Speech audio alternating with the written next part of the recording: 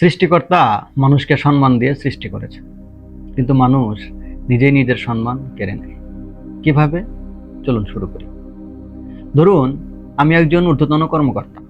যদিও আমি তা নই, আমি খুব ছোট একটা চাকরি করি, সকাল 9টা টু রাত 10টা। তবুও আপনি ধরুন, আমি একজন ঊর্ধ্বতন কর্মকর্তা। আমি কোম্পানিতে লোক নিয়োগ দিতে পারি। কোম্পানিতে লোক নিয়োগ দিবে, 2জন লোক নিবে, 10জন ব্যক্তি পরীক্ষা দিয়েছে। নিয়ম অনুযায়ী যারা ফার্স্ট হয়েছে তাদেরই চাকরিটা পাওয়ার কথা, কিন্তু আমি টাকা খেয়ে তৃতীয় বা চতুর্থ যে হয়েছে তাদেরকে চাকরিটা দিলাম, বা প্রথম দ্বিতীয় জনকেই চাকরি দিলাম, কিন্তু তাদের কাছে থেকে বাড়তি টাকা নিলাম, যেহেতু চাকরিটা তাদের দরকার।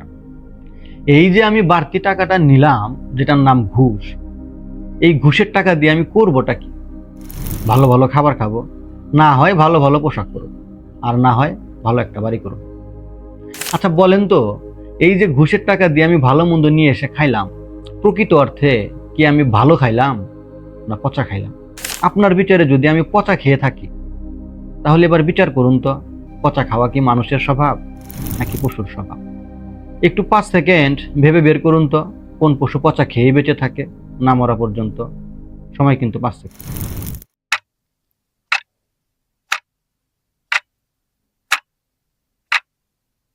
ঠিক ধরেছেন, পচা খাওয়ার স্বভাব হচ্ছে শুকুর এবং কুকুরের।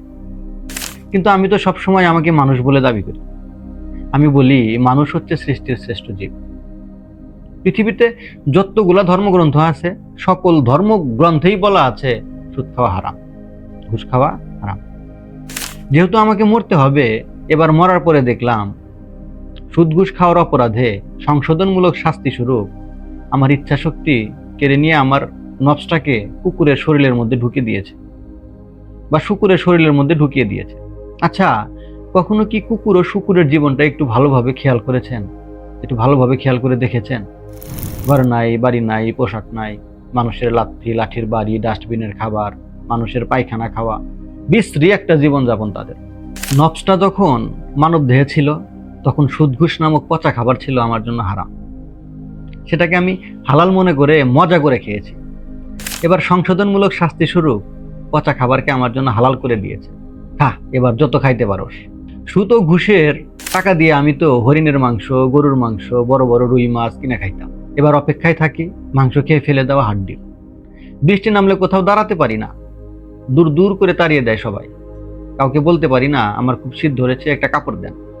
আবার কাউকে বলতে পারি না রোদ্রে ঘুরতে ঘুরতে আমি খুব ক্লান্ত, একটু আপনার বাসার বারান্দায় দাঁড়িয়ে থাকি। হাইরে শাস্তি, হাইরে জাহান্নামের শাস্তি।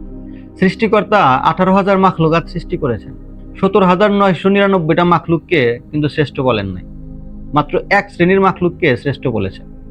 তাই চিন্তাকে কর্মে রূপ দেওয়ার আগে আরো একটু চিন্তা করা জরুরি।